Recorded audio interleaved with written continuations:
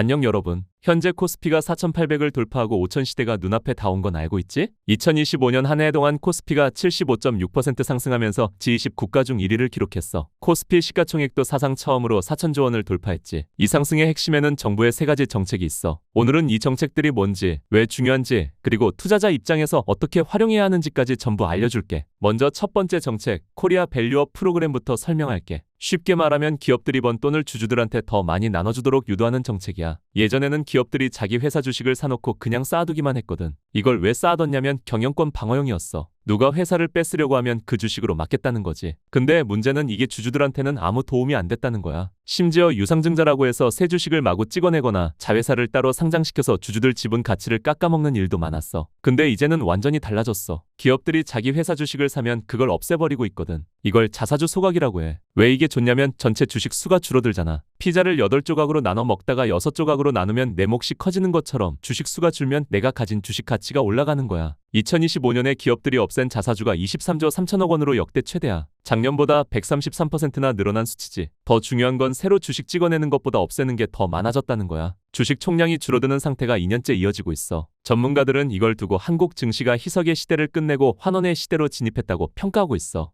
희석이 뭐냐면 주식을 계속 찍어내서 내 지분 가치가 물타기 되는 거고, 환원은 반대로 주주한테 돈을 돌려주는 거야. 이제 한국 기업들이 주주를 대하는 방식이 근본적으로 바뀌고 있다는 뜻이지. 밸류업 프로그램의 또 다른 핵심은 기업가치 제고 계획 공시야. 기업들이 앞으로 어떻게 주주가치를 높일 건지 계획을 세워서 공개하도록 유도하고 있어. 주주환원에 적극적인 기업에게는 세제 혜택 같은 인센티브도 제공하고 있지. 이런 정책 덕분에 기업들이 자발적으로 주주환원을 늘리는 선순환 구조가 만들어지고 있어. 두 번째 정책은 세금 혜택이야. 해외 주식 투자하던 사람들을 국내로 불러오려고 RIA 계좌라는 게 생겼어. RIA가 뭐냐면 국내 시장 복귀 계좌라는 건데, 해외 주식 팔고 국내 주식 사면 세금을 깎아주는 제도야. 구체적으로 설명하면 해외 주식 양도세를 50% 깎아주고 국내 주식으로 번 돈은 3년간 세금이 없어. 예를 들어볼게. 미국 주식 팔아서 1,000만 원 벌었다고 치자. 원래는 250만 원 공제하고 나머지 750만 원에 대해 22% 세금 내야 해. 그러면 165만 원 정도 세금이야. 근데 RIA 계좌 쓰면 이게 절반으로 줄어서 82만 원만 내면 돼. 그리고 그 돈으로 국내 주식 사서 3년 안에 또 1,000만 원 벌어도 세금이 0원이야. 이게 얼마나 큰 혜택인지 알겠지?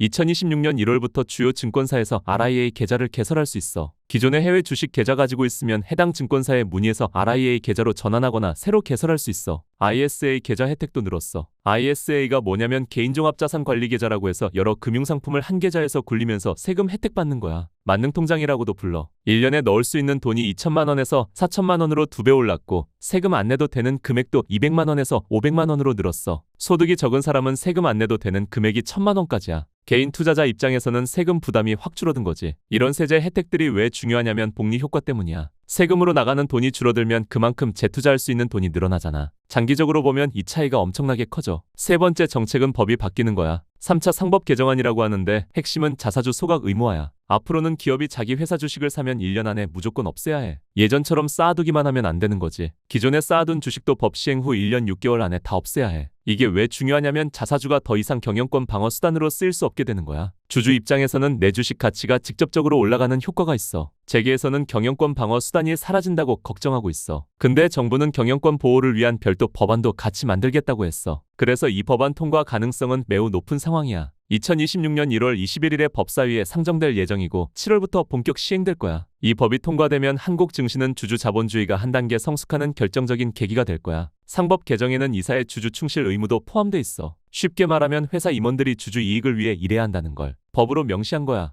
예전에는 대주주나 경영진 이익만 챙기는 경우가 많았거든. 이제는 법적으로 주주 전체의 이익을 고려해야 해. 이 세 가지 정책이 맞물리면서 한국 주식시장 구조가 바뀌고 있어. 외국인 투자자들도 한국 주식을 계속 사고 있어. 2026년 1월에만 외국인이 8조 2천억 원어치를 순매수했는데 이건 역대 최대 수준이야. 반도체뿐만 아니라 은행이나 마트 같은 회사 주식도 같이 오르고 있어. 특히 금융주가 주목받고 있어. KB금융, 신한지주, 하나금융 같은 은행주들이 자사주 소각이랑 배당금을 늘리면서 밸류업 수혜주로 떠오르고 있거든. 이 회사들은 PBR이 1배 미만이야. PBR이 뭐냐면 주가를 회사가 가진 순자산으로 나눈 거야. 1배 미만이면 회사가 가진 자산보다 주가가 싸다는 뜻이야. 쉽게 말하면 1,000원짜리 지갑을 800원에 파는 거지. 이런 저평가 상태에서 주주환원까지 늘리니까 주가가 오를 수밖에 없는 거야. 자동차 섹터도 봐야 해. 현대차랑 기아가 밸류업 공시를 발표하면서 주주환원율을 높이겠다고 했거든. 통신주인 SK텔레콤이랑 KT도 안정적인 현금 흐름의 고배당 정책을 유지하고 있어서 관심 가질 만해. 에너지 섹터에서는 한국전력이랑 SK이노베이션이 정부 정책 수혜를 받을 것으로 예상돼. 유통 섹터에서는 신세계랑 롯데쇼핑이 저평가 해소 기대감으로 주목받고 있어. 이제 투자 전략 얘기를 해볼게. 첫 번째, 밸류업 프로그램 수혜주에 주목해야 해. 자사주 소각이나 배당 확대를 적극적으로 하는 기업들은 장기적으로 기업 가치가 재평가될 가능성이 높아. 특히 PBR이 낮고 현금 흐름이 좋은 기업 중에서 주주환원 의지가 강한 기업을 찾아야 해. 두 번째,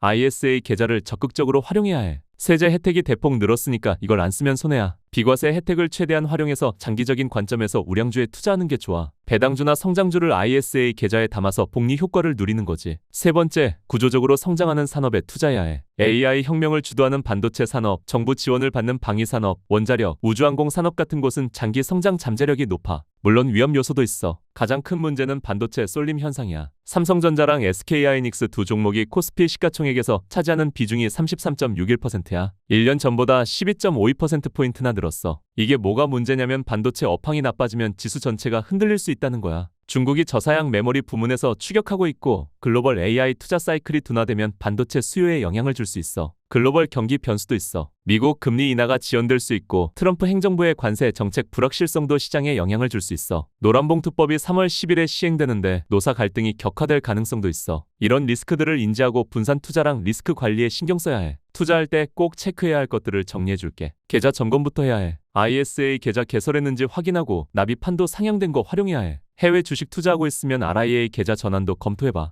연금저축계좌랑 IRP 계좌도 같이 활용하면 좋아. 포트폴리오도 점검해야 해. 밸류업 프로그램 참여 기업 비중이 얼마나 되는지 확인하고 자사주 소각이나 배당 정책 발표하는 기업들 계속 모니터링해야 해. 반도체 쏠림에 대비해서 섹터 분산 투자도 고려해봐. 마지막으로 MSCI 선진국 지수 편입 얘기를 해줄게. MSCI가 뭐냐면 전 세계 기관 투자자들이 참고하는 주가 지수야. 현재 한국은 신흥국 지수에 포함돼 있어. 근데 선진국 지수로 올라가면 전 세계 큰 손들 돈이 자동으로 들어와. 왜냐면 선진국 지수를 추종하는 펀드들이 한국 주식을 사야 하거든. 정부가 이걸 위해서 외환시장 개방을 확대하고 공매도 제도를 개선하고 영문 공시를 의무화하는 작업을 하고 있어. 전문가들은 2027년이나 2028년에 선진국 지수 편입이 가능할 것으로 보고 있어. 편입되면 약 50조 원 이상의 글로벌 자금이 유입될 수 있어. 이건 한국 증시의 구조적인 상승 동력이 될 거야. 정리하면 이재명 정부의 3대 정책이 한국 증시의 판을 바꾸고 있어. 코리아 밸류업으로 기업들이 주주환원을 늘리고 있고 세제 혜택으로 개인 투자자들의 부담이 줄었고 상법 개정으로 자사주 소각이 의무화되고 있어. 코리아 디스카운트라는 오랜 오명을 벗고 주주가치가 존중받는 선진 시장으로 가고 있는 거야. 물론 반도체 쏠림이나 글로벌 경기 변수 같은 리스크는 있어. 하지만 정부 정책이 일관되게 유지되는 한상승세는 당분간 이어질 가능성이 높아. 단기적인 시장 변동에 흔들리지 말고 장기적인 관점에서 기업의 본질적인 가치와 성장 잠재력에 투자하는 게 중요해.